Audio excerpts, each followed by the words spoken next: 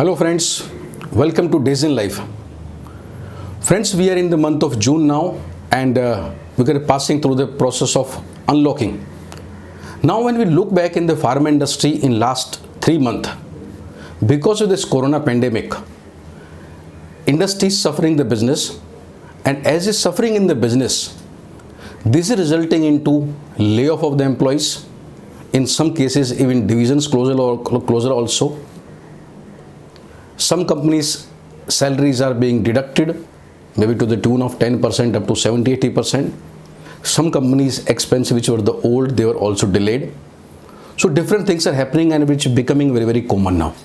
So I don't want to name these companies, but the more problem is there in the companies who are the 50 plus rank, or some extent in the smaller divisions of the comparative in bigger companies also, say top 10 company, top 15 companies also. Some cases are there where the smaller divisions are also suffering. But more so, here sufferer is people, or people who are working in the rank 50 plus companies or rank 100 plus companies. This corona pandemic in last 3 months, it has thrown some challenge, which are some immediate challenge and some future challenge to the industries. And some challenge which I am seeing now in front of the employers also. I list down to the 5 different challenges and they will come to this issue also. The challenge one is immediately is that in last 3 months, because business has reduced, which obviously reduced the profitability. The second challenge is that it's not only business reduced, but API cost has gone up, transportation cost has gone up. So overall we can say operational cost has increased. And this has put further pressure on the employers also, and this is going to stay for at least next couple of months. API cost is not going to reduce because the pandemic is global, and transportation cost is also not going to be reduced so easily because many of the worker has moved out to their own states. So there is crisis there also. The third challenge is next 3 months. When I'm talking next 3 months, when I'm saying June, July and August. So next 3 months also, the situation is not going to be normal. So bit uncertainty will be there. Some doctor will meet, some chemist may not meet. So it is not going to be absolutely normal working in the next 3 months, and we cannot expect the normal business also.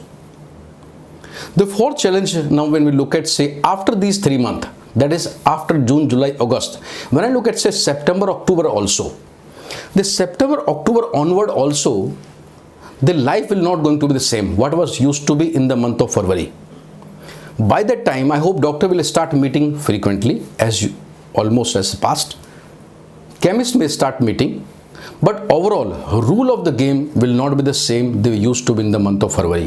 Whatever people are gone through in last 3 months, whatever doctors or the people at large will go through in next 3 months, they will change rule of the game. So companies, the way they were succeeding, the way they were doing business till the month of February 2020, the same situation they will not find even by September, October also. So here comes challenge number 5. In the whole process, their strategy per se is being questioned. Now, as these are the mid-sized companies or smaller companies, they are obviously more sufferer, and they need to first set their house in the orders. They need to re-strategize themselves into the new realities, otherwise things are going to be much more difficult. So when we look at say reducing fixed cost by meaning of reducing the people, so reducing fixed cost is obviously emerging as a one short-term solution, including layoff of the not so productive field force, some salary cut of some freezing recruitment different companies doing. But that is not answer for everything. Or that is not, you can say, right answer also for every company. So my point is that these companies need to think more long-term point of view. Their first requirement of these companies is to review their strategy and then take the decision. Because they have to look at a long-term point of view, what is going to happen after 3 months, what is going to happen after 6 months.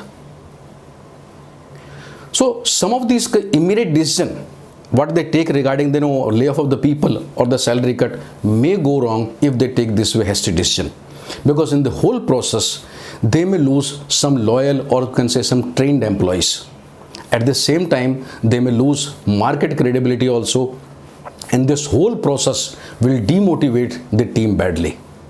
So my submission to these companies to have relook their long-term strategy first instead of taking the hasty decisions. Think long-term and rethink how the current human resources which are there can be redeployed rather than firing them or cutting their paychecks immediately. So I hope this small discussion will give some food of thought, and people in the industry will rethink regarding laying off the people and as well as of the pay cut also, because this does not seem to the solution. By pay cut or by laying off the company, this may reduce some fixed cost for time being, but it is not giving answer to the long-term planning. Rather, this is raising more questions. So thank you friends, thank you for watching us today.